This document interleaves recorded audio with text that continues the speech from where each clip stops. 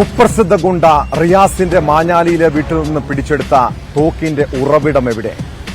കഴിഞ്ഞ 3 മാസമായി Aluva rural police ആ കേസിന് പിന്നാലെയായിരുന്നു. തോക്ക് തേടിയുള്ള അന്വേഷണമെത്തിയത് ഗുണ്ടാ നേതാവ് പെരുമ്പാവൂർ അനസിലേക്കാണ്. അനസിന് തോക്ക് നൽകിയത് കൊച്ചി എളമക്കര സ്വദേശിയായ അൽത്താഫ് എന്നാണ് പോലീസിന് ലഭിച്ച വിവരം. റിയാസ് 1ാം പ്രതിയായ കേസിൽ പെരുമ്പാവൂർ അനസിനെയും അൽത്താഫിനെയും പ്രതി ചേർത്തു. കൊച്ചി ബ്യൂട്ടി പാർലർ വെടിവെപ്പ് കേസിലെ പ്രതി കൂടിയായ അൽത്താഫിനെ കണ്ടെത്താൻ പോലീസ് അന്വേഷണം ഊർജിതമാണ്.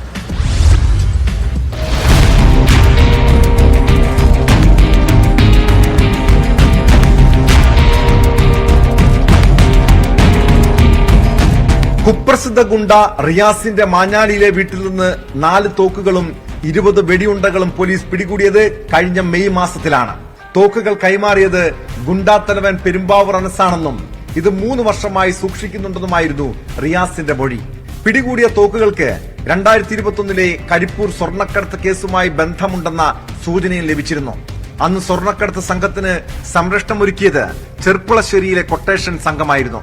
സ്വർണ്ണക്കടത്ത് സംഘത്തിന് സുരക്ഷയൊരുക്കാൻ വേണ്ടിയാണ് അനസ് സംസ്ഥാനത്തിന് പുറത്തുനിന്ന് തോക്കുകൾ എത്തിച്ച് റിയാസിന് കൈമാറിയതെന്നായിരുന്നു വിവരം. പോലീസ് റിയാസിനെ വീണ്ടും കസ്റ്റഡിയിൽ വാങ്ങി ചോദ്യം ചെയ്തപ്പോഴാണ് അനസിന് പുറമെ കൊട്ടേഷൻ സംഘാംഗം അൽത്താഫിനെ കുറിച്ചും സൂചന ലഭിച്ചത്. റിയാസിന്റെ വീട്ടിൽ നിന്ന് പിടിച്ചെടുത്ത തോക്ക് അനസിന് കൈമാറിയത് അൽത്താഫ് എന്നാണ് റിയാസിന്റെ മൊഴി. ബ്യൂട്ടി പാർലർ വെടിവെപ്പ് കേസിലെ പ്രതിയായ അൽത്താഫ് കൊച്ചിയിൽ നിരവധി ഗുണ്ടാ പ്രവർത്തനങ്ങൾക്കും പിരിവിനും നേതൃത്വം നൽകുന്നുണ്ടെന്നാണ് പോലീസ് നൽകുന്ന വിവരം.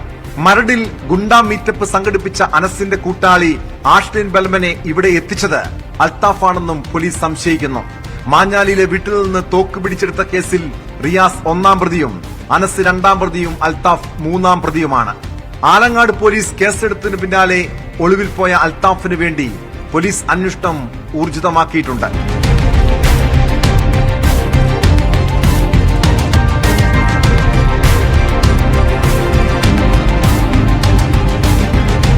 ന്യൂസ് 18 കൊച്ചി.